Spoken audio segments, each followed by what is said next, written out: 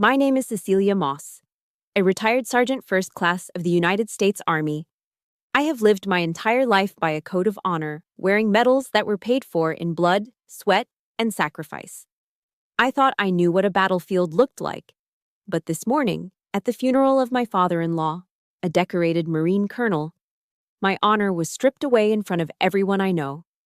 Just as I was about to step into the family limousine, my mother-in-law, Samantha, blocked my path. She looked at my dress blues, the uniform I wore out of respect for her husband, with absolute disgust. Then, in front of hundreds of Virginia's elite, she hissed, "Know your place, Cecilia." She pointed a manicured finger toward the back of the lot.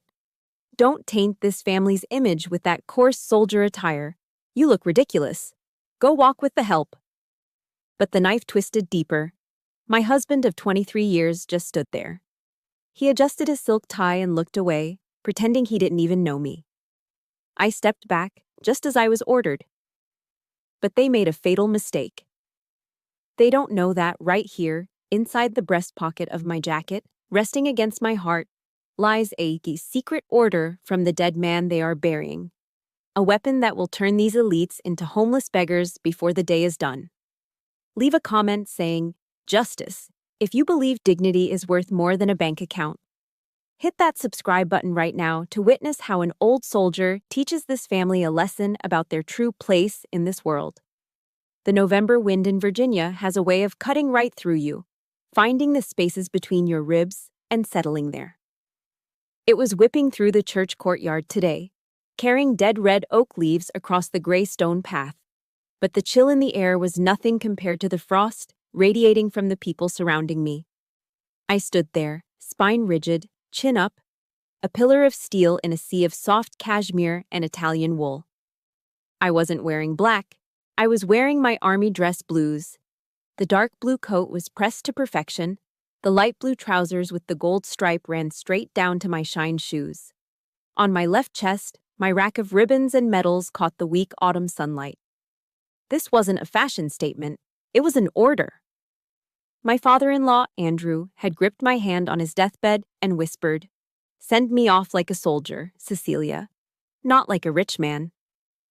But as I stood near the curb, I felt the eyes, the heavy-lidded, judgmental stares of the Virginia old money crowd. I heard the whispers behind lace fans and gloved hands. To them, my service stripes didn't represent sacrifice. They represented the working class. The Rust Belt dirt I'd tried to scrub off for 20 years. They looked at my uniform as if I were the parking valet, or part of a circus act hired to entertain them.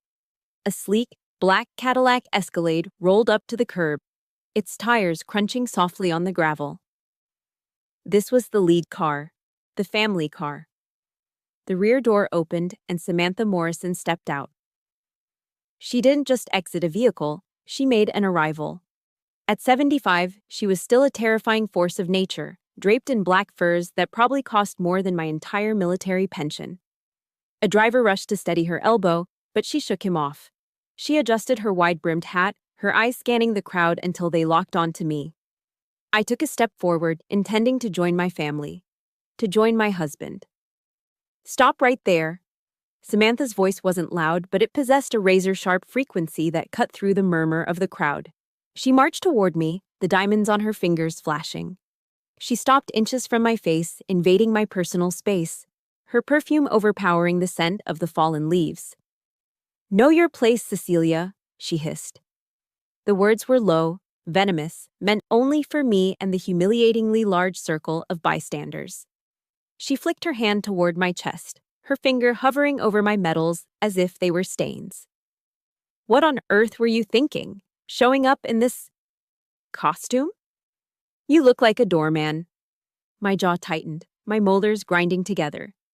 "It was Andrew's request, Samantha. He wanted—" "I don't care what a dying, delirious man mumbled to you," she snapped, her voice rising now, performing for the audience. "I am the head of this family now. I decide the image we project. And look at you. Stiff, coarse, blue-collar. You are ruining the aesthetic of this funeral." She pointed a long, manicured finger toward the rear of the procession, way back where the catering vans and the staff cars were idling. You will not step foot in my limousine. Get back there and walk with the servants. That is where you belong. My heart hammered against my ribs, but my face remained a stone mask. I didn't look at her. I looked past her shoulder, searching for the one person who should have been my shield. Justin. My husband stood by the open door of the Escalade. He was handsome in his custom-tailored suit, the picture of grieving dignity. We had been married for 23 years. I had carried him through bankruptcies, through his insecurities, through the nights he cried because he could never please his mother. He heard every word. He saw his mother treating his wife like a stray dog that had wandered onto the property. He met my eyes for a fraction of a second. In that moment, I begged him silently. Say something, step forward, claim me. Justin looked down. He raised his hand and brushed a speck of invisible dust off his immaculate trousers. Then, he turned his back on me. Come on, Cecilia, he mumbled, his voice soft and spineless, carried away by the wind. Don't make a scene. Mom is upset. Just do as she says. Meet us at the house. He climbed into the warm, leather-scented interior of the Cadillac, sitting next to his mother and his sister, Danielle. I saw Danielle smirk through the tinted window as the door thudded shut. That sound, the heavy, expensive thud of the car door closing, was the sound of my marriage breaking. It was sharper than shrapnel. It hurt more than the time I took a bullet fragment in the shoulder in Kandahar. That was just physical pain. This was the annihilation of 23 years of loyalty. I stood alone on the curb. The wind bit at my ears. The crowd watched, waiting for the trashy soldier wife to scream or cry. I did neither. Tears are a luxury, and I had no luxuries left. I took a deep breath, filling my lungs with the cold air. I drew my heels together. Snap. I executed a perfect military about-face, pivoting on my heel and toe with a sharp, disciplined movement that echoed on the pavement. I began to march. Not a walk of shame, but a march. I headed toward the back of the line, past the Bentleys and the Mercedes, toward the rusted sedan of Mrs. Henderson, our elderly neighbor who had been kind enough to come. She waved at me frantically from her driver's seat, her face etched with pity. I opened the back door of her car and slid onto the worn fabric seat. It smelled of old peppermint and dust, a stark contrast to the leather of the Escalade. As Mrs. Henderson put the car in gear to follow the procession, I watched the black Cadillac disappear around the bend. Slowly, involuntarily, my right hand moved up to my left breast pocket. I pressed my palm against the fabric of my uniform, feeling the crinkle of paper underneath. 7 days ago, Andrew had given me an envelope, a mission. Calm down, Sergeant Moss, I whispered to the empty air, my voice steady. I closed my eyes and let the words of Psalm 144:1 wash over me, the verse that had kept me sane in the desert and would keep me sane now. Blessed be the Lord my rock, who trains my hands for war and my fingers for battle. They think they just humiliated a poor, helpless widow. They think they've won. Let them laugh in their warm cars. Let them drink their expensive wine. They don't know that the war has just begun. And I am the only one with ammunition. Sitting in the back of Mrs. Henderson's rusting sedan, the smell of old peppermint and stale upholstery filled my nose. It was a comforting, humble smell, miles away from the leather and perfume stench of the Morrison family. But as I watched the gray Virginia landscape roll by through the window, my mind didn't stay in the present. It drifted back, pulled by the gravity of a specific memory. The isolation I felt today wasn't new. It was a cold, familiar roommate. It took me back to last Thanksgiving. Thanksgiving is supposed to be the holy grail of American family life. It's about gratitude, unity, and coming together. But in the Morrison household, it was just another stage for a performance I wasn't allowed to star in. I remembered waking up at 4 a.m. that morning. The house was silent, the heating vents humming softly. I went straight to the kitchen, tying on my apron like I was gearing up for a patrol. Samantha had demanded a traditional magazine-cover dinner, which meant everything had to be made from scratch. I spent 12 hours on my feet. I wrestled a 20-pound turkey, brining it, stuffing it with sage and sausage, and basting it every 30 minutes until my face was flushed from the oven heat. I peeled 10 pounds of potatoes for the mash, burned my forearm on a roasting pan while making the candied yams, and reduced fresh cranberries into a sauce so perfect it looked like rubies. By 5 p.m., my back was screaming, and my uniform, a simple blouse and slacks, was damp with sweat and smelled faintly of onion and poultry fat. Just as I was plating the appetizers, Samantha swept into the kitchen. She held a glass of Chardonnay, her silk dress rustling like dry leaves. She stopped in the doorway, wrinkling her nose as she looked me up and down. "Good Lord, Cecilia," she sighed, waving her hand in front of her face. "You smell like a deep fryer. It's absolutely revolting." I wiped my hands on a towel. "I've been cooking for 12 hours, Samantha. The turkey is ready to carve." "Well, you certainly can't come into the dining room looking like that," she said coldly. "You'll ruin the guests' appetites. The stench clings to you. Just stay back here. Plate the food and I'll have the servers take it out. We don't need you hovering over the table." She turned on her heel and walked away, leaving me standing there with the turkey platter in my hands. 10 minutes later, the double doors to the dining room swung shut. I could hear them. The clinking of expensive crystal glasses, the scraping of silver forks against fine china, the roar of laughter. I sat down on a hard wooden stool in the corner of the dim kitchen, next to the recycling bin. This was my Thanksgiving dinner. I didn't get the breast meat or the perfectly roasted drumsticks I'd spent hours tending. I ate a burnt turkey wing that had stuck to the bottom of the pan and a scoop of mashed potatoes that I scraped from the side of the pot. Through the gap in the swinging door, I heard Danielle's voice. She was introducing her new boyfriend, a hedge fund manager from New York, to the family. "Oh, the food?" Danielle laughed, her voice shrill. "My sister-in-law made it, Cecilia. She loves this stuff. She's basically born to serve, you know? Like, domestic labor is her hobby. We just let her do it. It keeps her busy." I swallowed the dry meat, feeling it stick in my throat. Then I heard Justin. "My husband." "To family," Justin announced. I could picture him raising his glass, his smile charming and practiced. "To the people who matter most. We are so blessed to be together."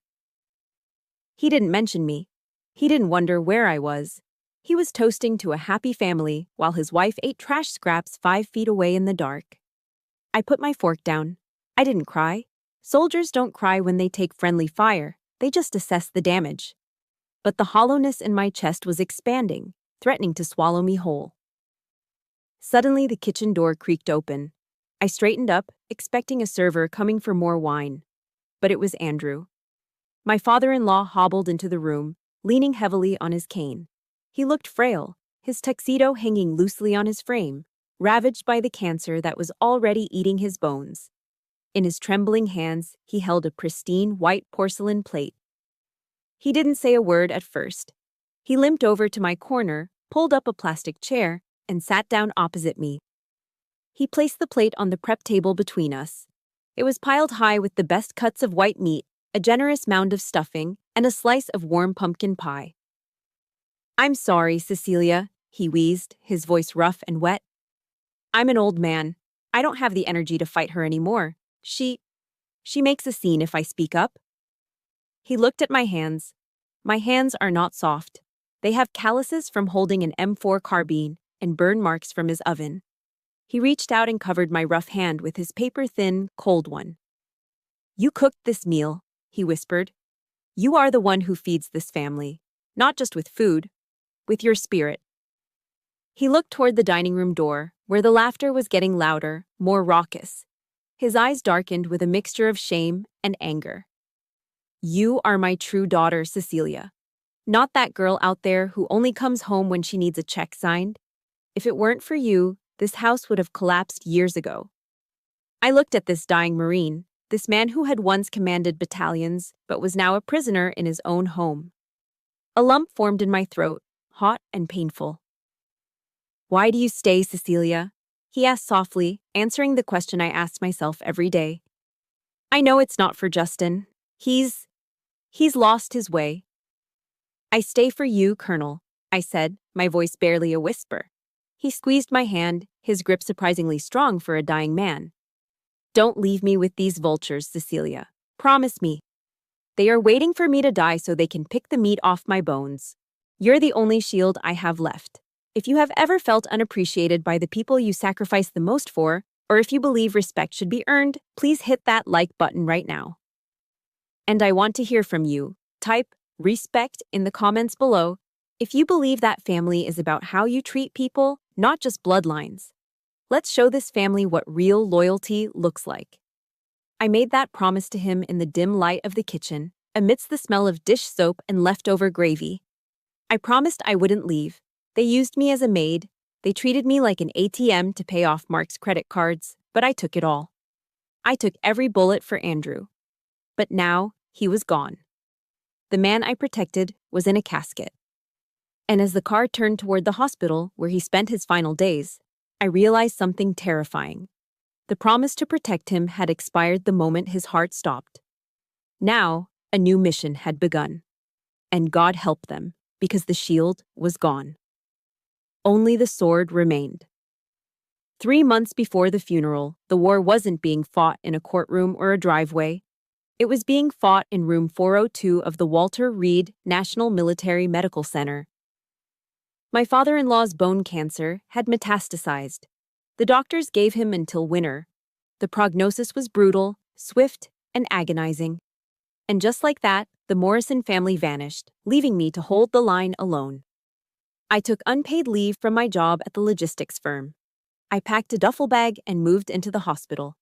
For 30 days straight, I lived in a state of suspended animation, existing in the gray twilight between life and death. I didn't sleep in a bed.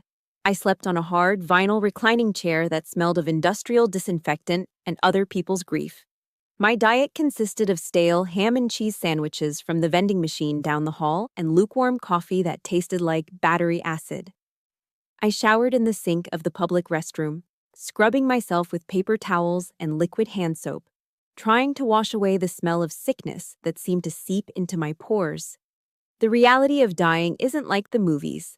There is no soft lighting or violins. It is messy. It is loud. It smells of iodine, blood, and failing organs. I changed Andrew's adult diapers because he was too proud to let the young nurses see him like that. I wiped his forehead when the fever spiked. I held him down when the pain made him thrash and hallucinate about his time in Vietnam. I was the only constant thing in his shrinking world. If I stepped out of the room for even 5 minutes to stretch my legs, his heart rate monitor would spike, the beeping accelerating into a panic until I returned and held his hand. "I'm here, Colonel," I would whisper. "Cecilia is here. Stand down." One afternoon, while I was emptying a bedpan in the ensuite bathroom, my phone buzzed on the bedside table. It was a FaceTime request. I wiped my hands frantically, thinking it might be an emergency. I accepted the call. Samantha's face filled the screen. But she wasn't in a hospital room. She was framed by a backdrop of snow-capped mountains and a roaring stone fireplace. She was wearing a white cashmere turtleneck and holding a glass of red wine. She was in Aspen. Behind her, I could see Mark and Danielle in brand-new, bright neon ski gear, laughing as they adjusted their goggles. The crackle of the fire and the clinking of glasses transmitted clearly over the speakers, a world away from the rhythmic hissing of Andrew's oxygen tank. "How is the situation?" Samantha asked. She didn't ask, "How is he?" or "Is he in pain?" She asked about the situation. Her tone was impatient, like she was asking a contractor why the kitchen renovation wasn't finished yet. "He's stable, Samantha," I said, keeping my voice low so Andrew wouldn't wake. "But he's weak. The morphine drip is maxed out." Samantha sighed, taking a sip of her wine. She looked annoyed. "Still stable?" "The lawyers are pressing me, Cecilia. If he doesn't pass before Friday, it's going to complicate the estate taxes for this fiscal year. We really need that death certificate filed before the quarter ends." I felt the blood drain from my face. "Samantha, he is your husband. He's dying." "I know that," she snapped. "But life goes on and bills pile up. Speaking of which, ask the doctor if there's a way to expedite things, or at least move him to a hospice facility that isn't charging us premium rates." The daily cost at Walter Reed is astronomical, even with his veteran benefits. I have to go, I said, my voice trembling with rage. He's waking up. I ended the call before I threw the phone against the wall. They were skiing. They were drinking vintage Cabernet and worrying about tax brackets while the man who built their fortune was drowning in his own fluids. Justin wasn't in Aspen, but he might as well have been on Mars. He visited exactly once in 3 months. Just once. He walked into the room on a Tuesday morning, wearing a charcoal Italian suit and a tie that cost more than my first car. He stopped at the doorway as if he had hit an invisible wall. He pulled a silk handkerchief from his pocket, doused in some expensive cologne, and pressed it firmly over his nose and mouth. God, Cecilia, he muffled through the silk. The smell, it's unbearable. How can you stand it? He looked at the bed. Andrew was asleep, his mouth open, his skin gray and papery. He looked like a skeleton draped in a sheet. Justin didn't step closer. He looked at his father with the same expression one uses when looking at roadkill. A mixture of pity and revulsion. He looks terrible, Justin said, checking his Rolex. Look, I can't stay. I have a lunch meeting with the developers downtown. I just wanted to, show my face. He might hear you, Justin, I said, standing up from my chair. Come hold his hand, just for a minute. Justin took a step back, visibly recoiling. No, I'm not good with germs and bodily fluids. You handle it, Cecilia. You're used to this kind of dirty work. It suits you. He turned and walked out. He didn't say, I love you to his father. He didn't even say goodbye. He fled the room as if death was contagious, leaving me alone with the humming machines. That night was the turning point. It was 3:01 a.m. The hospital wing was quiet, save for the squeak of nurses' shoes in the hallway. I was dozing in the chair when I felt a grip on my wrist. It was tight, painful. My eyes snapped open. Andrew was awake. His eyes, usually cloudy with medication, were suddenly clear. They burned with a terrifying intensity, the eyes of the Marine who had led men into the jungle. He was digging his fingernails into my skin, drawing blood.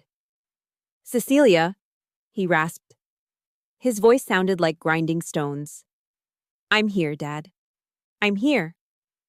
I'm sorry, he whispered, a tear leaking from the corner of his eye and tracking through the stubble on his cheek. I raised. Monsters. They aren't humans, Cecilia. They are vultures. I see them. Circling. He pulled me closer, his breath rattling in his chest.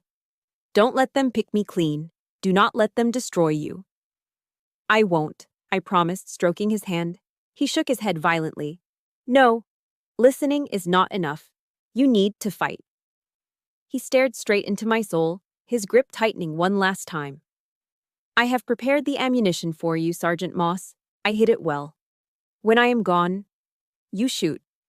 You shoot to kill. Do you understand me? That is an order. I stared back at him, the weight of his words settling on my shoulders like a rucksack. The gentle father-in-law was gone. The commanding officer had returned for one final briefing. Target acquired, sir, I whispered. He exhaled, a long rattling breath, and his eyes softened. He closed them, a faint smile touching his lips, as if he knew the war was finally in good hands. I didn't know then what the ammunition was. I didn't know about the red wax seal or the encrypted USB drive. But as I sat there in the dark, listening to the rhythm of his failing heart, I knew one thing for certain. The grieving was over. The mission had begun. 7 days before Andrew died, the atmosphere in room 402 changed. It wasn't a hospital room anymore. It was a command post inside enemy territory. It was 2:01 a.m. on a Tuesday. The hospital wing was silent, save for the rhythmic whoosh of the ventilation system. I was dozing in the chair when Andrew made a sound, a sharp, deliberate knock on the metal railing of his bed. I was awake instantly. Dad? Do you need the nurse? Negative, he rasped. His voice was weak, but the fog of medication had lifted from his eyes. They were clear, sharp, and terrifyingly alert. Initiate condition Charlie, Sergeant. My spine straightened. Condition Charlie was old military shorthand we used jokingly during family barbecues to signal unwanted guests approaching. But here, in the sterile gloom of Walter Reed, it meant something else entirely. It meant lockdown. "Secure the door," he ordered, pulling the oxygen cannula from his nose with a shaking hand. "Check the hallway. Ensure Samantha hasn't planted any listening devices. She's been trying to get power of attorney over my medical decisions all week." I felt a chill that had nothing to do with the air conditioning. A dying man, a decorated Marine colonel, was forced to treat his own family like a hostile insurgency. I moved quietly. I checked the hallway. Empty. I checked the flower arrangement on the table, just lilies and roses. I locked the heavy door and pulled the privacy blinds tight. "Perimeter clear, Colonel," I whispered, returning to his bedside. Andrew nodded. He reached under his thin mattress, struggling against his own atrophy. His hand emerged holding a thick, cream-colored envelope. It wasn't a standard legal document. It was heavy, sealed with red wax bearing his personal signet ring, a stamp I hadn't seen him use in years. He had been sleeping on this lump of paper for 3 months. "Take it," he commanded, thrusting it toward me. His hand was ice cold, the skin translucent like parchment paper, but his grip was iron. I took the envelope.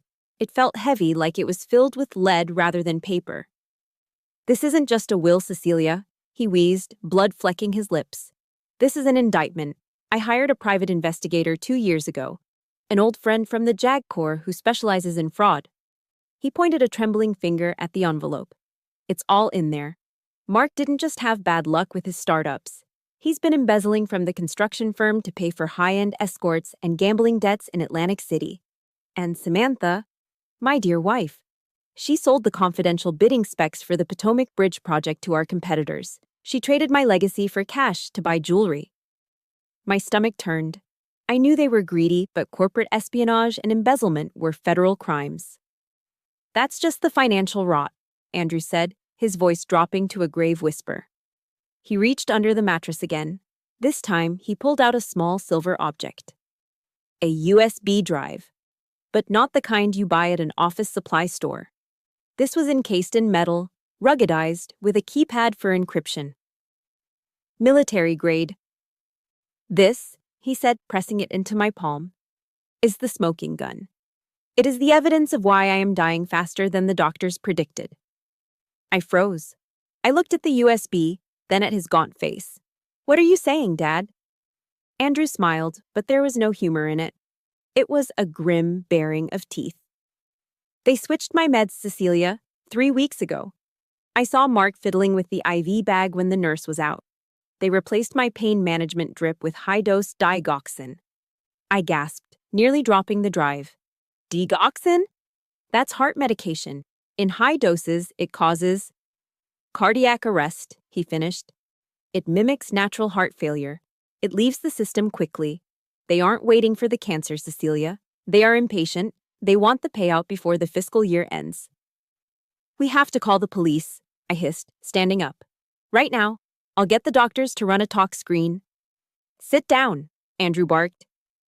It took all his energy, and he fell back against the pillows, gasping. "If you call them now, Samantha's lawyers will spin it.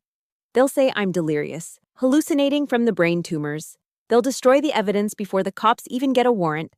We need to strike when they are exposed." He grabbed the collar of my shirt and pulled me down until our foreheads were almost touching. "I knew they switched the meds, Cecilia. I watched them do it." Tears pricked my eyes. "You knew? And you let them?" "I needed time," he whispered. "If I raised the alarm, they would have found another way. I kept taking the poison so they would think they were winning. It bought me the time I needed to finalize this." He tapped the red-sealed envelope in my hand. "The JAG lawyers needed 2 weeks to bulletproof the new will. I bought those 2 weeks with my life." I looked at him with a mixture of horror and awe. This was the ultimate sacrifice. He had walked into an ambush deliberately to ensure the mission was a success. "Sergeant Moss," he said, his voice fading now, the energy spent. "Here are your orders. Do not show mercy.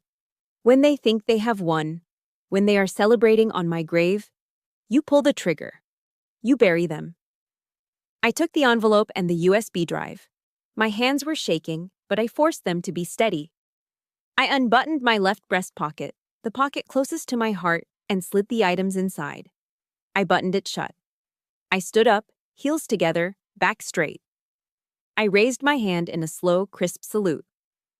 Orders received, Colonel. Target acquired. Andrew nodded, his eyes closing as exhaustion overtook him. Good. Now, get out of here. And Cecilia? Yes, sir? When you walk out that door, look defeated, look like I just scolded you. Let them think you're nothing but the help. Don't let them see the soldier until it's too late. Understood. I unlocked the door. I took a deep breath, contorting my face into a mask of sadness and submission. I opened the door and stepped into the hallway, hunching my shoulders as if carrying a heavy burden. Down the hall, I saw a nurse looking at me. I lowered my head, staring at the floor, playing the part of the beaten dog. But under my jacket, against my ribs, the metal of the USB drive felt hot, like a live grenade waiting for the pin to be pulled. The transfer was complete. The weapon was secure. Now, I just had to wait for the enemy to gather in the kill zone. The ride back to the Morrison estate was silent, but the house itself was anything but. By the time I arrived in Mrs. Henderson's rattling sedan, the funeral reception was already in full swing. Or rather, the party was. Because that's what this was. It wasn't a wake for a fallen soldier, it was a gala for the vultures who had been circling him. I walked through the front doors of the mansion, a sprawling colonial revival that Andrew had bought 30 years ago, and was immediately hit by a wall of noise and heat.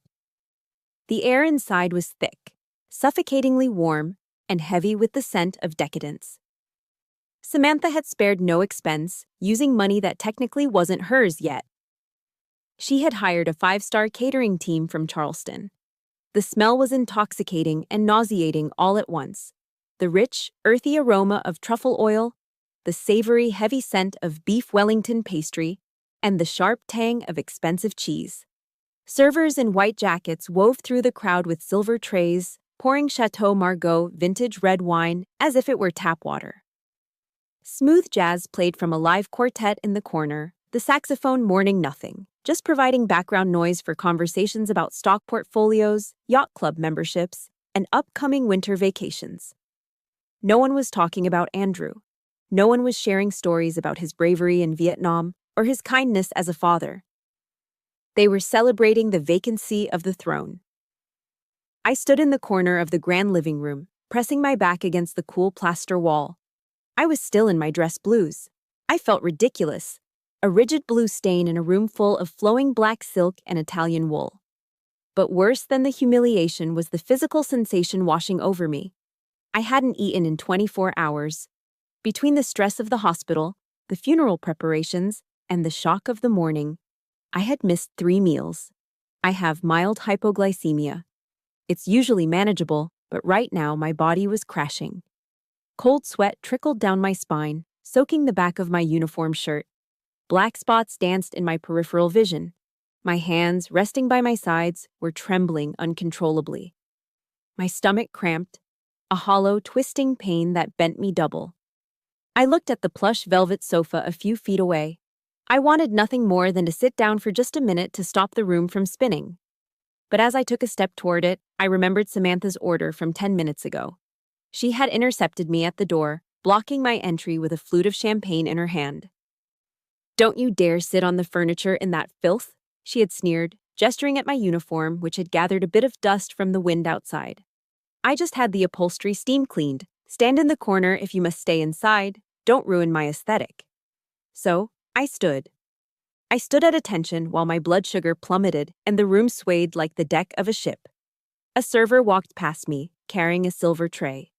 On it sat rows of delicate canapés, blinis topped with crème fraîche and a generous dollop of black caviar. My survival instinct kicked in, overriding my pride. I needed sugar. I needed calories. Or I was going to pass out right here on the Persian rug. I waited until the server turned his back to place the tray on a side table near the window. The guests were distracted, laughing loudly at a joke Mark was telling about a stripper in Atlantic City. I pushed myself off the wall, my legs feeling like lead. I moved to the table. I reached out, my hand shaking, aiming for a single, small piece of toast with caviar. Just one bite. Just enough to keep the darkness at bay. Whack! A sharp, stinging pain exploded across the back of my hand. The sound of the slap was loud, cutting through the jazz music like a gunshot. I recoiled, clutching my hand to my chest. The skin was already turning red. I looked up, stunned. Danielle stood there, her face twisted into a mask of pure revulsion. She had slapped me. My sister-in-law, a woman who had never worked a day in her life, had struck a retired sergeant first class. "Put it down," she hissed, her voice rising an octave, loud enough to turn heads. She pointed at the tray as if I had tried to steal the crown jewels. "Do you have any idea what you're touching? That is beluga caviar. It's $50 a bite." The room went quiet. The jazz quartet faltered for a second, 20 pairs of eyes fixed on me. "Who do you think you are?" Danielle continued, emboldened by the audience. She looked me up and down, her lip curling. "You think because Dad is dead, you can just gorge yourself on our inheritance? You want food? Go to the kitchen. I'm sure the staff has some stale bread in the trash bin. Don't waste the family budget with your greedy mouth." The humiliation hit me harder than the hunger. My face burned. I looked at the red mark on my hand, then at the half-eaten appetizers on the plates of the guests around me. They were wasting thousands of dollars of food, but I wasn't allowed a single bite to stay conscious. I swallowed the bile rising in my throat. I needed an ally. I needed my husband. I scanned the room desperately. Justin was standing only 10 feet away. He was holding a crystal tumbler of single malt scotch, leaning against the marble fireplace. He was talking to a real estate developer, a man named Henderson. He had seen it. He was facing us. He saw his sister strike his wife. He heard her tell me to eat trash. Our eyes locked. In that split second, time suspended. I waited for him to put down his drink. I waited for the anger to flash in his eyes. I waited for him to march over, grab Danielle's arm, and demand an apology. I waited for him to be the man I thought I married. Justin looked at me. He looked at my shaking hands, my pale face, the uniform that set me apart from his world. Then he shrugged. It was a small, almost imperceptible movement, a lifting of the shoulders that said, "What do you want me to do?" He turned back to the developer, taking a sip of his scotch. "Anyway," I heard him say, his voice smooth and unbothered, "I'm thinking about the 911 Turbo. The SUV is practical, sure, but now that the estate is settling, I want something with a little more status." The air left my lungs. It wasn't the slap that broke me. It was the shrug. That shrug was the obituary of our marriage. He didn't just fail to protect me. He chose a hypothetical Porsche over my dignity. He was no longer my husband. He was just another one of them. A vulture in a suit. I took a stumbling step back, gripping the edge of the wall to steady myself. The hunger was still there, clawing at my stomach, but it was drowned out by a cold, hard resolve settling in my chest. Fine, I thought. If I am the enemy, then I will act like one. I was about to turn toward the kitchen, not to eat trash, but to find a glass of water to stabilize my sugar, when a sharp sound rang out. Ting, ting, ting. Harold Brennan, the family's longtime lawyer, was standing in the center of the room, tapping a silver spoon against his champagne flute. He was a small man with a perfectly groomed mustache and eyes that shifted constantly, like a rodent looking for a crumb. "Ladies and gentlemen, if I could have your attention," Harold announced, his voice oily and projecting well. "Mrs. Morrison has requested a private family convening to read the last will and testament of Colonel Andrew Morrison." A murmur of excitement went through the room. This was the main event, the payout. Would Mrs. Samantha Morrison, Mr. Justin Morrison, Mr. Mark Morrison, and Ms. Danielle Morrison please join me in the study? The big four began to move toward the heavy oak doors of the library. Samantha paused, looking back at me. She smiled, a predatory expression that bared her teeth. "Cecilia," she called out, her voice dripping with fake sweetness. "You come too," the guest whispered. "Why invite the outcast?" You're not in the will, obviously, Samantha said loudly, enjoying the moment. But we need a witness, and Harold has prepared a non-disclosure agreement and a vacate notice for you to sign. We want you out of the house by tonight, so we might as well get the paperwork done now. She turned and walked into the study. The door stood open, a dark, gaping maw waiting to swallow me whole. It looked like a slaughterhouse entrance. I touched my breast pocket one last time. The metal of the USB drive was warm against my skin. My blood sugar was low, but my adrenaline was spiking. I pushed off the wall. I didn't walk like a hungry, defeated woman. I walked like a soldier entering the kill zone. "Coming, mother," I whispered. I followed them into the dark. The mahogany doors of the study clicked shut behind us, sealing the five of us inside a capsule of suffocating wealth. The room didn't smell like a place of mourning. It smelled like a backroom deal. The air was thick with the blue haze of Cuban cigars, illegal, expensive, and pungent, mixed with the cloying scent of Samantha's Chanel No. 5. Harold Brennan sat behind Andrew's massive oak desk. He looked entirely too comfortable in the chair that used to belong to a war hero. He placed his alligator skin briefcase on the blotter, the gold latches snapping open with a sound like pistol hammers cocking. He didn't look at me. He looked at the paperwork. "Let's make this brief," Harold said, smoothing his mustache. He pulled out a crisp, pristine document. The paper was so new it was still blindingly white. "I have here the last will and testament of Colonel Andrew Morrison, dated and signed on the 1st of this month." My stomach tightened. The 1st of the month? On the 1st of November, Andrew had been in a medically induced coma. He couldn't have signed a birthday card, let alone a complex legal document. Harold cleared his throat and began to read. "Being of sound mind and body, I, Andrew Morrison, hereby revoke all prior wills. I leave 100% of my estate, including the Morrison Construction Group shares, the Virginia property, the Charleston Beach House, and all liquid assets, to my beloved wife, Samantha Morrison, to be distributed to our 3 children at her discretion." Harold paused, finally looking up. He peered over his gold-rimmed spectacles, his eyes landing on me with a sneer that was pure theater. "And regarding Mrs. Cecilia Moss," Harold continued, reading the fabricated words. "The document states, she is an outsider who has contributed nothing to this family's success. Therefore, she is to receive absolutely nothing. No assets, no personal effects, no financial support." For a second, the room was silent. Then, the dam broke. "Yes!" Danielle shrieked, clapping her hands together like a toddler at a birthday party. "Oh my God, finally! I knew Dad would snap out of it at the end." Mark leaned over and slapped Justin on the back, hard. "Congratulations, big brother. We're back in the black. I can finally pay off those guys in Vegas. And hey, I'm ordering that new Range Rover tomorrow, the custom one." Justin let out a long, shuddering breath. His shoulders sagged in relief. The tension leaving his body wasn't grief. It was the relaxation of a man who realized he wouldn't have to work for a living. He smiled, a weak, grateful smile directed at his mother. He didn't look at me. They were celebrating. They were high-fiving over the corpse of the man they had murdered, cheering for the poverty of the woman who had kept him alive. Samantha took a slow sip of her wine, savoring the vintage. She turned to me, her face arranging itself into a mask of fake pity that was far crueler than her anger.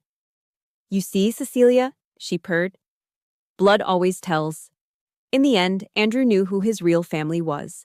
You were just temporary help." She set her glass down on a coaster. "However, I am not a monster. I don't want the neighbors whispering that I threw a widow onto the street on the night of the funeral. It looks bad for the family brand." She opened her clutch purse. "We have a proposition," Samantha said, her voice dripping with poison. "You have nowhere to go. You have no savings because you spent it all on those ridiculous medical supplies for Andrew. So, out of the goodness of my heart, I am offering you a place to stay." She pulled out a set of keys. They weren't the brass keys to the front door. These were old, iron keys, rusted and jagged. "The old potting shed behind the garden," she said. "You know the one? Where Andrew used to keep the riding lawnmowers and the bags of fertilizer? It has a roof. It has running water. Cold, but it works. If you clean out the spiderwebs and the rat droppings, it's livable. I stared at her. She was offering me a tool shed, a shack that smelled of manure and gasoline. You can live there as an at-will tenant, she continued, enjoying every syllable. Rent-free. In exchange, you will take over the household duties. You will dismiss the expensive cleaning crew. You will do the laundry, including the hand-washables and undergarments. You will scrub the toilets. You will cook our meals. 7 days a week. Consider it, earning your keep.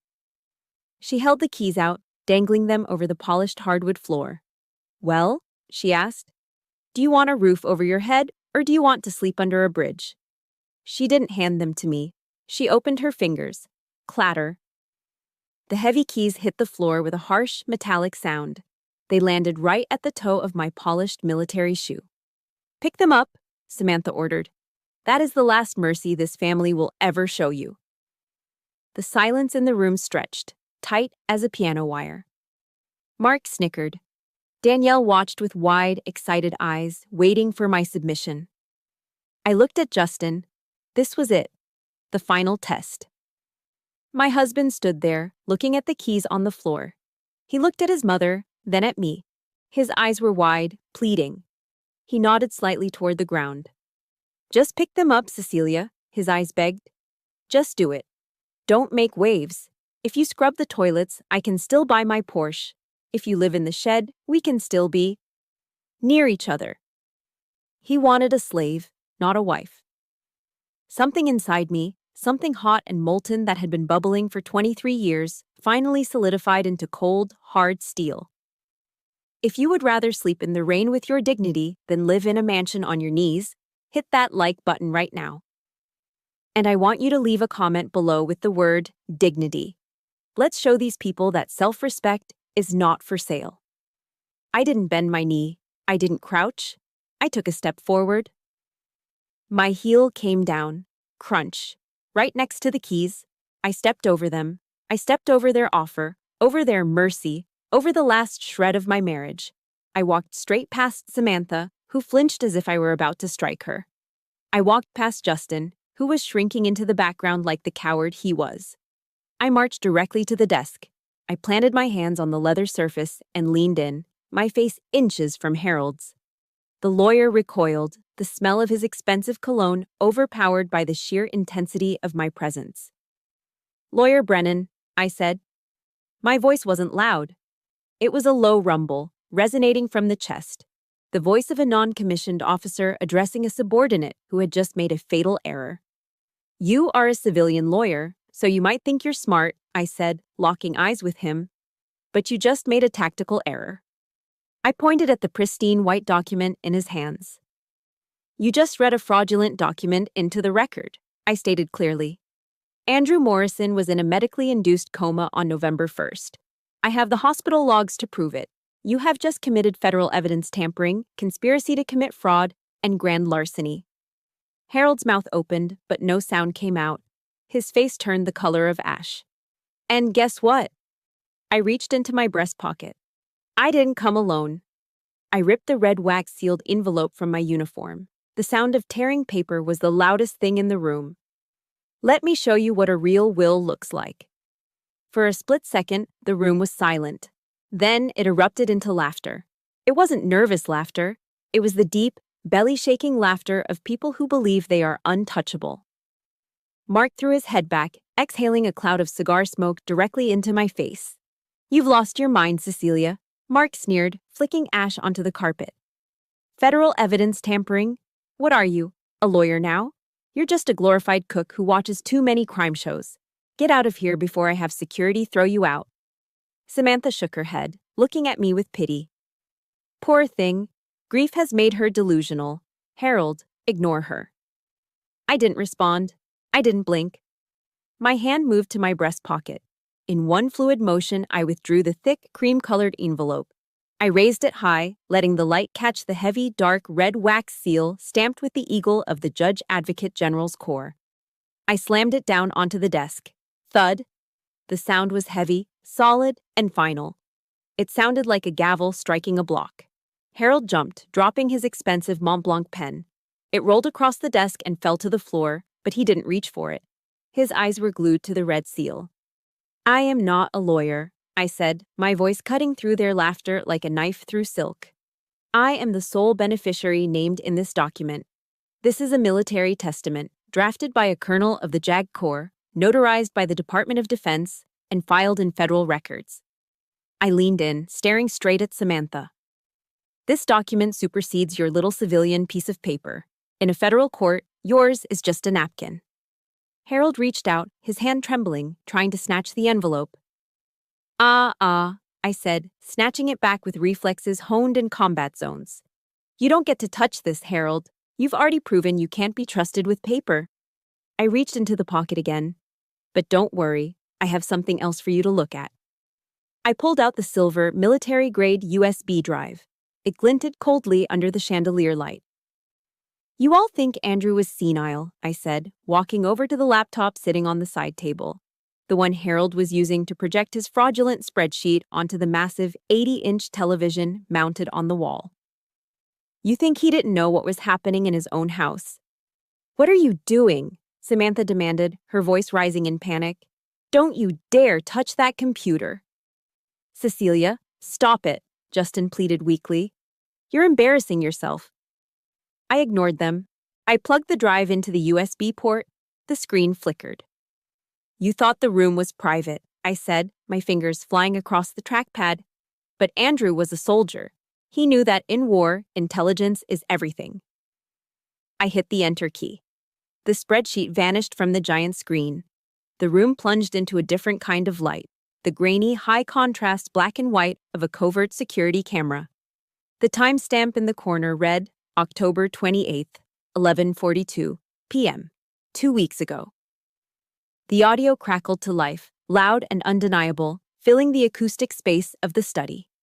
On the screen, 3 figures were sitting in this very room. Samantha was in the high-backed chair. Mark was leaning against the desk. Harold was sitting opposite them. The video quality was sharp enough to see the sweat on Mark's forehead. "The old man is holding on too long." Samantha's voice rang out from the TV speakers. It was the same voice she used to complain about slow service at a restaurant. Annoyed, impatient. "The regular morphine isn't working fast enough. Mark, did you switch the medication like we discussed?" In the room, the real Samantha gasped, her hand flying to her mouth. On the screen, Mark nodded. "Yeah, Mom. I swapped the IV bag this morning. I replaced the pain management drip with high-dose digoxin. The doctor said if he gets too much, it'll cause respiratory failure that looks exactly like natural causes." "Good," Samantha said on screen. "We need him gone before the fiscal quarter ends." The camera panned slightly to Harold. "I'll redraft the will," the video Harold said. "I'll backdate it to November 1st. Just make sure he's dead by the weekend so no one asks questions about his lucid intervals. I'll handle the rest." "Done." Mark laughed on screen. "Cheers to the new empire." The video cut to black. The silence that followed was absolute. It was the silence of a tomb. The only sound was the soft whirring of the air conditioning and the frantic, shallow breathing of the people in the room. Smash! Mark's hand had gone numb. His crystal wine glass slipped from his fingers and shattered on the hardwood floor. The expensive red wine splashed outward, soaking into the Persian rug, looking dark and viscous. Like blood. Samantha was frozen in her chair. Her face had drained of all color, leaving her looking like a wax statue. Her mouth opened and closed, but no words came out. The arrogance, the entitlement, the power. It had all evaporated in 60 seconds of grainy footage. Harold looked like he was having a stroke. He was gripping the edge of the desk so hard his knuckles were white, staring at the blank TV screen as if he had seen a ghost. And Justin. I looked at my husband. He was standing in the middle of the room, staring at his mother and brother with wide, horrified eyes. He hadn't known. I could see it in his face. He knew they were greedy, he knew they were cruel, but he didn't know they were murderers. But as I watched him, I felt no pity. Only disgust. "You see them now, Justin?" I asked softly. "You stood by them. You let them treat your father like garbage. You let them treat me like a slave. Your silence didn't just break our marriage, it bought them the time to kill him.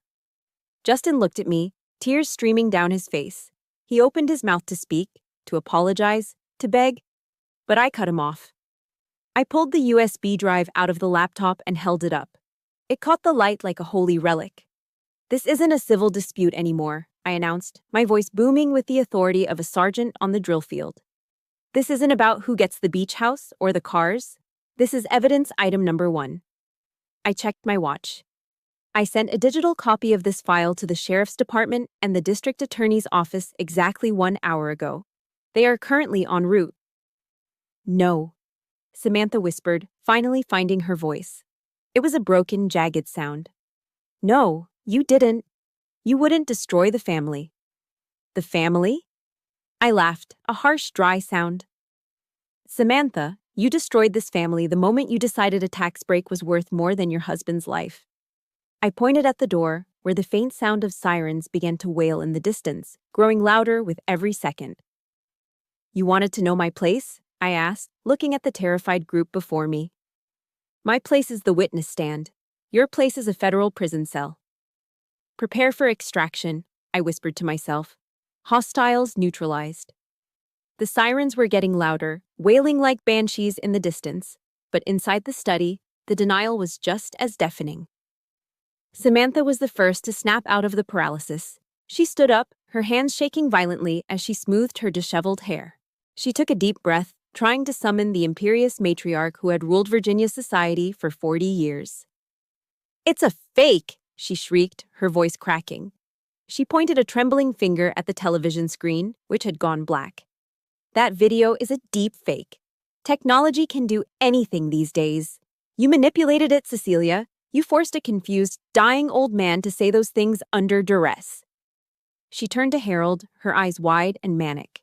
Tell her, Harold. Tell her it doesn't matter. I am the legal spouse. Virginia is an equitable distribution state. Even if there is a new will, I'm entitled to my share. This is community property. She slammed her hand on the desk, rattling the lamp. You cannot steal my company, Cecilia. I will sue you in every court from here to the Supreme Court. I will bury you in litigation until you are begging for mercy. Harold Brennan wiped a bead of sweat from his upper lip with a silk handkerchief. He nodded rapidly, clinging to the only lifeline he understood: bureaucracy. She has a point, Harold stammered, his voice thin. The video, while disturbing, does not definitively prove Colonel Morrison had testamentary capacity when he signed your document. We can contest the JAG will. We can tie this up in probate for years. The assets will be frozen. You won't see a dime. They were desperate. They were staring down the barrel of a murder charge, yet their first instinct wasn't to call a criminal defense attorney. It was to secure the money. In their twisted minds, if they still had the millions, they could buy their way out of prison. I looked at them, and for the first time that day, I smiled. It wasn't a smile of joy. It was the terrifying cold smile of a sniper who has just adjusted for windage and elevation. You poor, stupid fools, I said softly. I reached into the leather portfolio I had brought with me, the one sitting beneath the JAG envelope. I pulled out a plain, yellow legal folder. It looked innocuous compared to the wax-sealed envelope, but it was far more dangerous. You are fighting over a corpse, I said, sliding the folder across the desk toward Harold. You are so obsessed with the will, with the inheritance, with the empire. But you never bothered to check the books. What are you talking about? Justin asked, his voice trembling. The Morrison Construction Group, I said, locking eyes with my husband. The company you've been running as CEO for the past 5 years. Tell me, Justin, did you ever actually look at the balance sheet? Or were you too busy expensing your trips to Cabo? Justin blanched. We had some cash flow issues. The market is down. The market is fine, I corrected. You, however, are incompetent. The company is leveraged to the hilt. You borrowed against the assets to cover your bad investments. The Morrison Construction Group is currently $50 million in debt. It is insolvent. It is a sinking ship. Liar! Samantha screamed. We are worth millions. You were, I said. But Andrew knew the ship was going down. He knew Justin was driving it into an iceberg. And he knew you, Samantha, would strip the copper wiring out of the walls before you let it sink. I flipped the yellow folder open. Andrew was a soldier. He understood the strategy of defense in depth. He didn't just write a new will, Samantha. He moved the supply lines. I pointed to the documents clipped inside. 3 years ago, Andrew established an irrevocable trust. Do you know what that is, Harold? Harold slumped in his chair, looking like he had been punched in the gut. An irrevocable trust removes assets from the grantor's estate, he whispered. They are no longer subject to probate. They don't belong to the deceased anymore. Exactly, I said. The entity is called the Cecilia Trust. And over the last 3 years, every time one of you showed your true colors, Andrew transferred a piece of his legacy into it. He emptied his own pockets to fill mine. I turned the pages, reading the timeline of their destruction like a judge reading a verdict. January 15th, 2021, I read aloud. Transfer of 40% of the preferred stock and voting rights. I looked at Justin. Do you remember that day? That was the day Andrew fell in the bathroom and broke his hip. He called you 3 times. You didn't answer because you were on the 9th hole at Myrtle Beach with your mistress, Tiffany. You told him later that work was crazy. He transferred the stock the next morning. Justin grabbed the edge of the desk, swaying as if he were about to faint. I flipped the page. March 3rd, 2022, I continued. Transfer of the diversified investment portfolio. Current value, $2.5 million. I looked at Samantha. The charity gala. You had a bit too much champagne. You told the mayor's wife, loudly enough for everyone to hear, that your daughter-in-law was a low-class mercenary who was only sticking around for the money. Andrew heard you. He transferred the cash assets that night. Samantha's mouth hung open, a silent scream trapped in her throat. I flipped to the last page. June 12th, 2023. I read. Transfer of the Charleston Beach House and the land deeds in Virginia. I looked at Mark. You asked Andrew for a loan to cover your gambling debts. When he refused, you called him a stingy, useless old bastard and told him to hurry up and die. He signed the deed over to the trust an hour later. I slammed the folder shut. Bam! The sound echoed in the silent room. Do you understand now? I asked, my voice calm and deadly. The will I showed you earlier. It governs an estate that consists of nothing but debt and a house with a second mortgage. When Andrew Morrison died in that hospital bed, legally speaking, he was a destitute man. He owned nothing. I leaned forward, delivering the final blow. You poisoned him. You risked life in prison. You sold your souls to the devil. And you did it all to inherit absolutely nothing. You killed him for air. The realization hit them like a physical shockwave. Mark collapsed.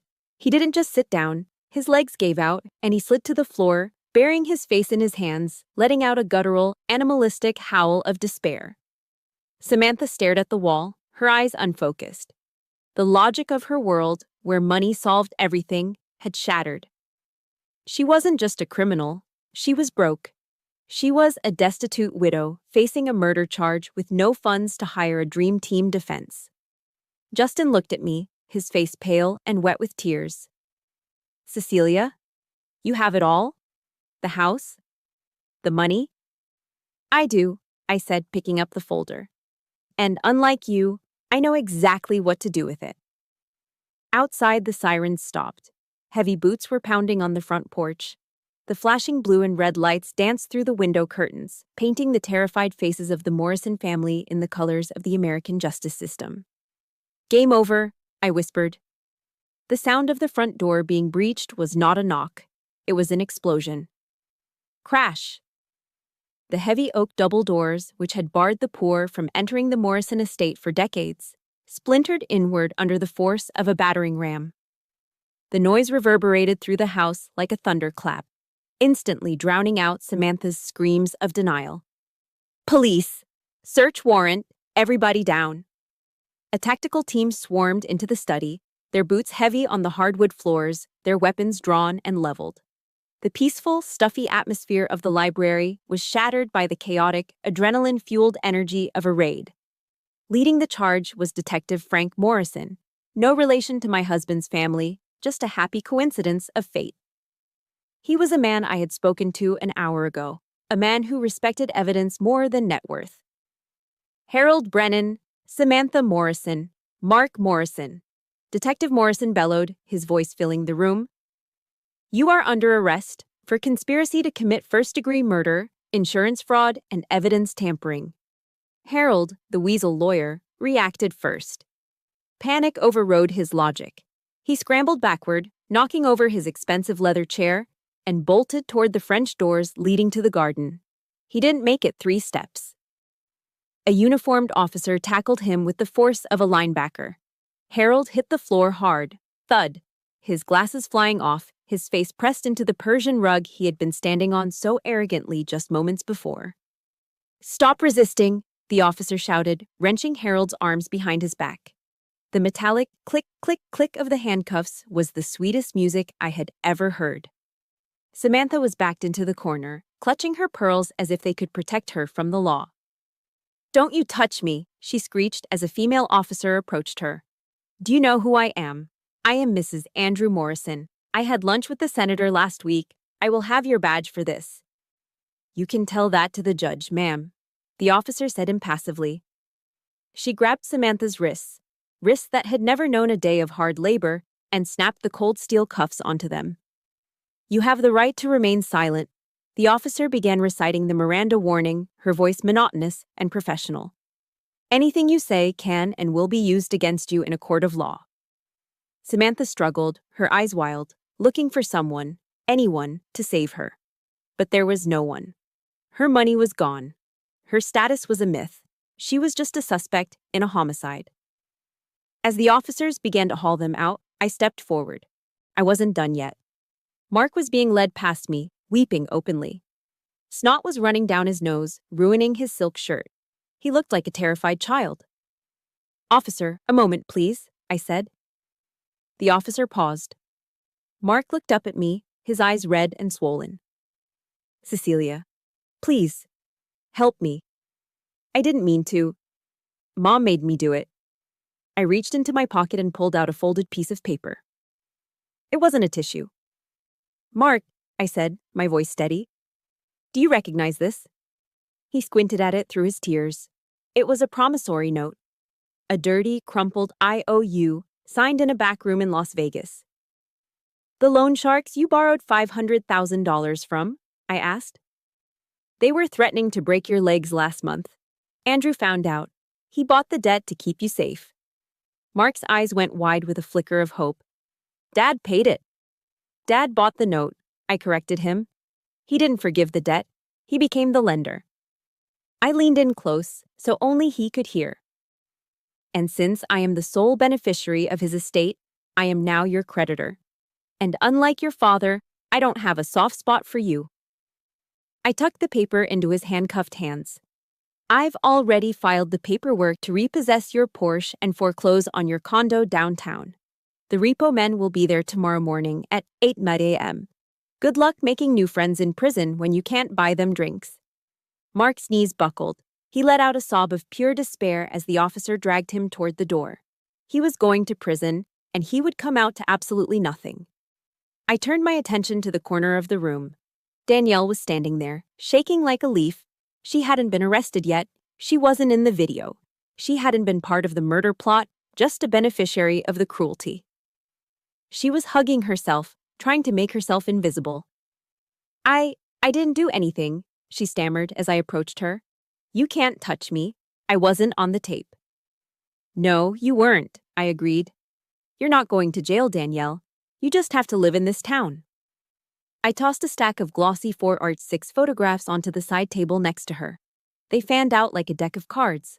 They were high-resolution photos taken by the private investigator. They showed Danielle in very compromising positions. In a hotel room, in a car. That's... Danielle gasped, her face draining of blood. That's Paul, I said. Your best friend's husband, the man you were hugging and crying with at the funeral this morning, the man whose wife, your bestie, was holding your hand while you comforted her. Danielle lunged for the photos, her nails clawing at the table to gather them up. You bitch, give those to me. A female officer stepped between us, blocking Danielle with a stern look. Back off, ma'am. I think Paul's wife would be very interested in this portfolio, I said calmly. In fact, I think the entire country club would find it fascinating. Your social standing is built on a house of cards, Danielle. And I just turned on the fan. Danielle sank to the floor, clutching the photos to her chest, wailing. She knew it was over. In Virginia high society, a scandal like this was a social death sentence. She would be pariah. Finally, they brought Samantha to the door. The Grand Dame of Virginia looked like a wreck. Her expensive fur coat was sliding off one shoulder. Her mascara was running in black streaks down her face, making her look like a grotesque clown. Her hair, usually sprayed into a concrete helmet of perfection, was wild and matted. She stopped when she saw me. The hate in her eyes was palpable, burning hot enough to blister paint. "You ungrateful peasant," she spat, struggling against the officer's grip. "I took you in. I let you marry my son. This is how you repay me?" I stood tall. I smoothed the front of my army dress blues. I adjusted the Medal of Commendation on my chest so it hung perfectly straight. "You didn't take me in, Samantha," I said. "You tried to break me." I stepped closer, invading her personal space just as she had done to me in the church parking lot this morning. "You told me to know my place," I whispered, my voice hard as granite. I gestured to the room around me, the house that was now mine. Then I gestured to the handcuffs biting into her wrists. "I know my place, Samantha. My place is the victor. My place is the owner of this house." I looked her dead in the eye. "And your place? Your place is a 6x8 cell. Now, get out of my sight." "Get her out of here," Detective Morrison ordered. The officer shoved her forward. Samantha stumbled, losing one of her high heels. She had to limp out the door, uneven and broken, dragged past the neighbors who had gathered on the lawn to watch the spectacle. The flashing red and blue lights of the police cruisers painted her face in alternating shades of shame. I watched until the heavy oak door was pulled shut, cutting off her screaming. The room fell silent. The storm had passed. The air was still thick with the smell of spilled wine and fear, but the rot had been cut out. Well, almost all of it. I turned slowly. Justin was still standing in the middle of the room. He was the only one left. He wasn't in handcuffs. He wasn't crying anymore. He was just standing there, looking at me with the pathetic eyes of a lost dog that realizes its master has left the gate open. He took a tentative step toward me. "Cecilia?" I held up a hand. The final purge wasn't over yet. The silence that followed the raid was heavier than the noise. The police cruisers had finally pulled away, their red and blue lights fading into the distance like a receding storm. The front door, splintered and hanging off one hinge, let in a draft of cold November air that swirled through the grand foyer. The house was empty now. The guests had fled the moment the handcuffs came out, scattering like cockroaches when the kitchen light is turned on. The catering staff had abandoned their stations, leaving half-poured bottles of wine and trays of melting hors d'oeuvres on the sideboards. I stood in the center of the living room, the scene of the crime and the scene of my victory. I took a deep breath. For the first time in 23 years, the air in this house didn't smell of judgment or pretense. It smelled of justice. But I wasn't entirely alone. There was a movement to my left.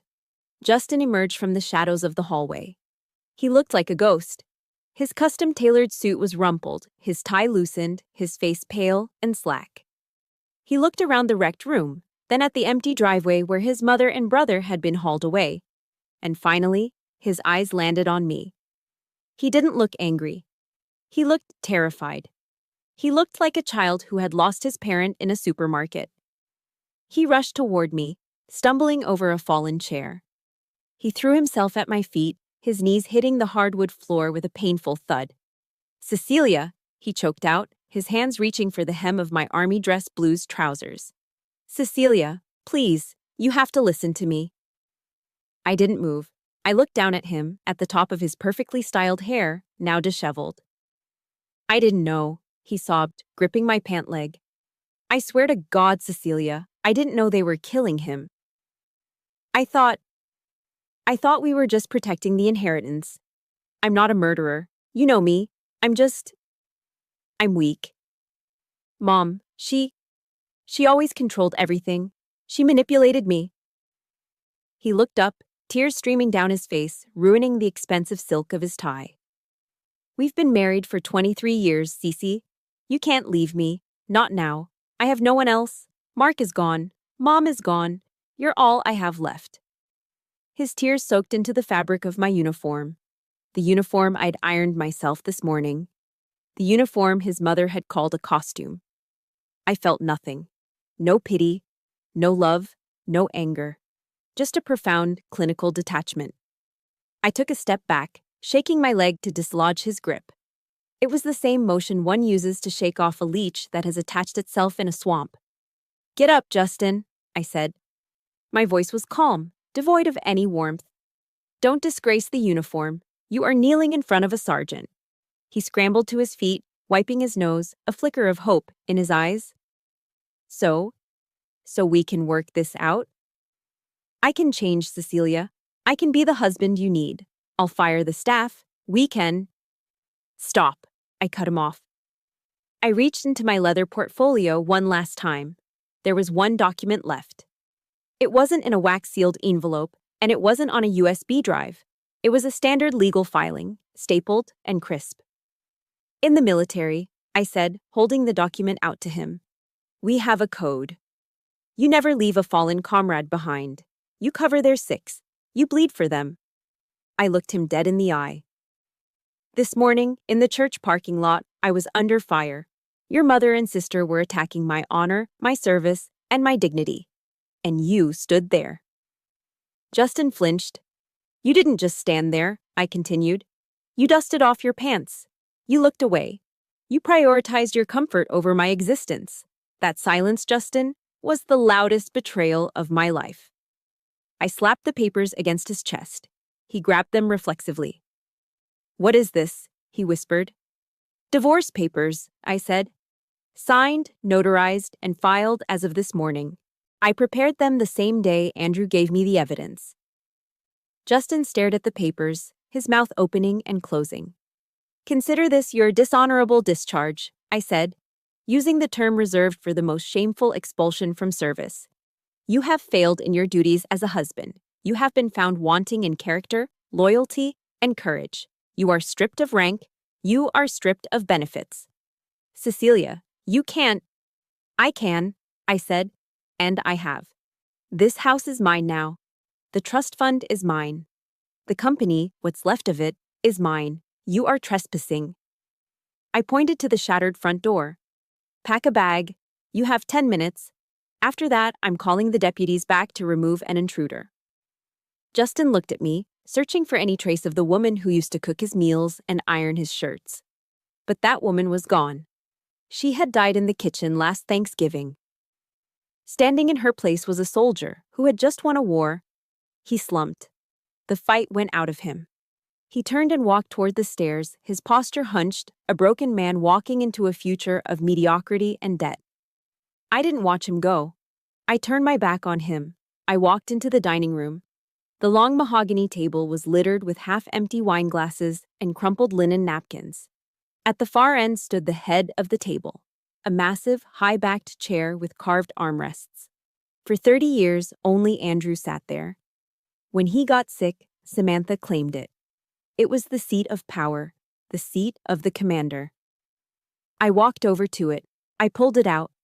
The legs scraped against the floor, a sound of ownership. I sat down. The chair was comfortable. It felt right. From here, I could see the entire room. I could see the garden. I could see the remnants of the empire I had just toppled. My eyes landed on a silver platter near my elbow. On it, lonely and untouched, sat a single canapé. A blini topped with creme fraiche and black beluga caviar. The same appetizer Danielle had slapped out of my hand an hour ago. The $50 bite I wasn't worthy of. I picked it up. I examined it for a moment, the black pearls glistening under the chandelier light. Then, I popped it into my mouth. I chewed slowly. It was salty, rich, and cold. But mostly, it tasted like victory. It tasted like freedom. I swallowed, feeling the nourishment hit my bloodstream. I wasn't hungry anymore. Through the French windows, the late afternoon sun was beginning to set. The golden hour light streamed into the room, hitting the ribbons on my chest.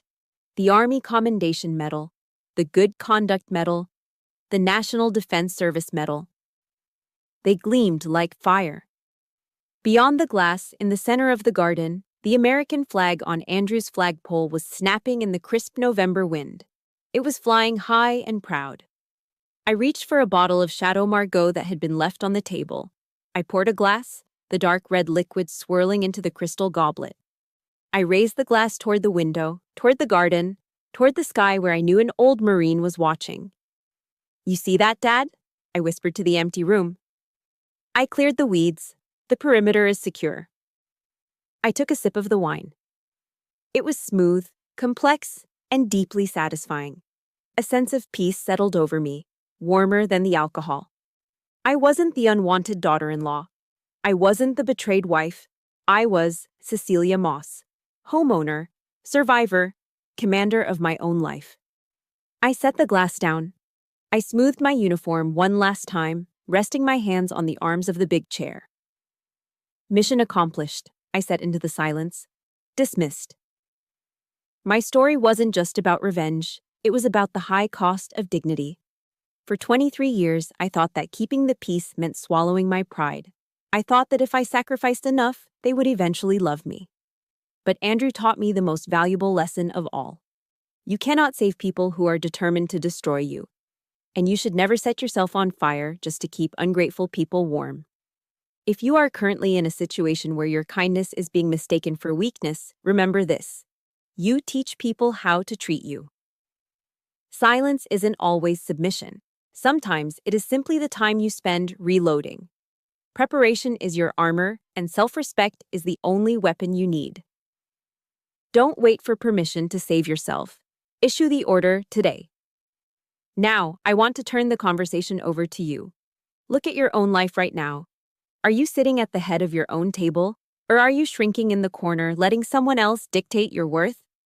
If this story gave you a spark of courage, or if you simply enjoyed seeing justice served, please hit that subscribe button and turn on notifications.